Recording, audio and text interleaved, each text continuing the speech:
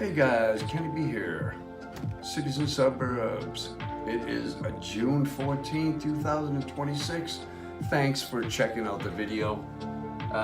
Hope you guys are doing well. Really quick, I want to start the video tonight actually congratulating the New York Knickerbockers for winning the NBA title. They played awesome, came back from adversity, which we all should actually watch that. And that's what we all need to do every day, right? But it was come from behind and won the NBA championships, and the first time in 53 years. So never give up, you guys. And shout out to the San Antonio Spurs. I mean, they were. It was a really, even if you don't like basketball or sports, sometimes you watch those last games and you say, man, you know, we've all been there. We've all been like, man, I would love to just like overcome, right? You play together, you work together, and you get it done, right? And that's really cool, and that's what we do here in life, right? Speaking of that, here we come with the World Cup. You know, the World Cup every 4 years, it's like the presidential elections, at least here.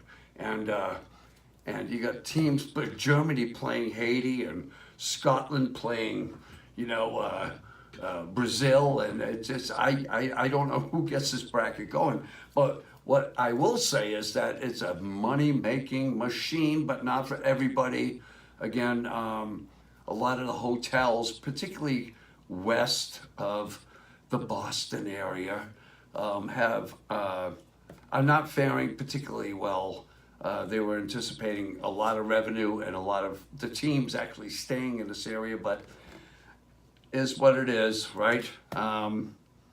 So it looks like too, the 4-game on Worcester Common, they're showing starting last night, I believe, and they're showing games on Worcester Common, and they already posted the security map, right, of roads that are closed during the matches. I believe they're showing 4 games on the Worcester Common, and I will say, the first time I heard that, I said, "Wow, you know, I know that you know the city is really working hard to make downtown Worcester a family fun place to be, with the Oval, and the movies on the Common, and all that, and you know, but and I get it, you know." But sometimes I feel like, you know, Worcester's turning, you know, downtown, the Common, into one of those, you know, bouncy tents, you know. Bring your family, bring your friends, but on a 9-to-5, day-to-day basis, okay, downtown Worcester is struggling, okay. We have shuttered buildings, developers that are the city and the downtown redevelopment really needs to start leaning on these investors, or take it upon themselves to fix the buildings, the Commerce Building and the plywood, and it's a shell of itself. Canal District shining, you know, but downtown Main Street from Foster Street on, dead in the water. Sorry to say. Thank you to all the entrepreneurs down there, Joe's Records and Joe's Albums, and you know, some other, you know, Dead Horse Hill, and some of the restaurants down there that are really, they're thriving. They're doing okay, but you can't promote safety downtown Worcester just by having a bouncy tent common, and that's what I feel the attention is going to in downtown Worcester. What is an activist? What is an antagonist? I'm going to bring up an article that was all over the news with who I consider to be an antagonist is Mr. David Webb. And I'm not going to give this dude any more attention or time that I need to. But I wanted to point out that the local press has referred to Mr. Webb as an activist. He is not an activist. He's an antagonist. I want to read really quick, if you will indulge me, 2 more minutes, this video will be over. What is an activist? Okay? We campaign for social or political change, actively, publicly works to influence policies, challenges, and I want to say that, challenges injustice, all right, or how they see what injustice is, and promote reform in areas of environment, human rights, and politics. All right, cool, I get that, we're all there. I'm hanging on word, how do you challenge something? What is an antagonist? Okay, an antagonist is a person, group, or force that actively opposes or competes with the main charter, the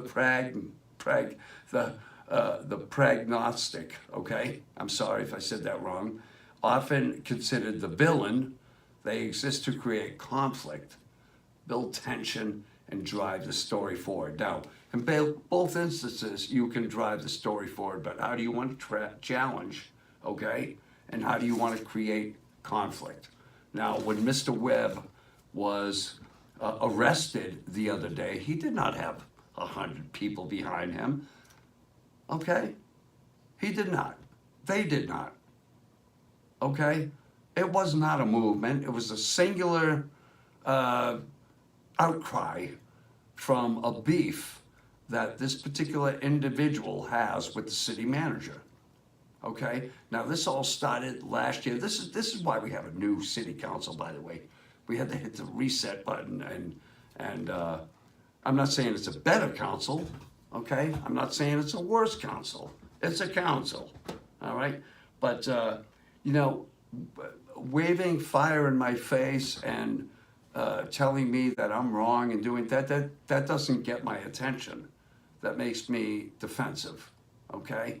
You're antagonizing me, okay? You're trying to goad me into a response that is going to catch me off guard. I'm going to say something wrong. You guys get it, all right? But I will say, Worcester is not a better place with this kind of crap going on. Now, was Worcester perfect? No, it's not perfect. Any of the council, city manager, policies, or whatever, there's different ways to get the attention, Mr. Webb, and that is to attend, vote, and speak respectively. I'm not saying be subservient to the city council. When you speak with people, get their attention by being respectful, I think. Anyway, and following people around with your cell phone and yelling at people, we've all been there. We'd love to do that, all right. But in the end, it's a disservice to you and your emotions, right? It's a terrible, terrible way to, right, to spend your well-being, by being consumed with confrontation.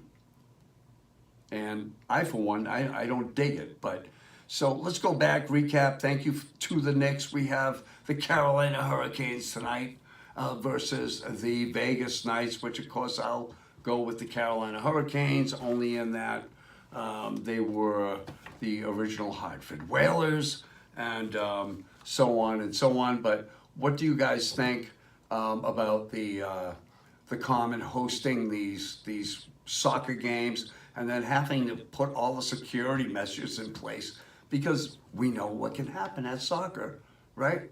Okay. Anyway, you remember when they gave out 10-cent beer in the 1970s at Cleveland Stadium? Okay, guys. Anyway, we'll see you soon.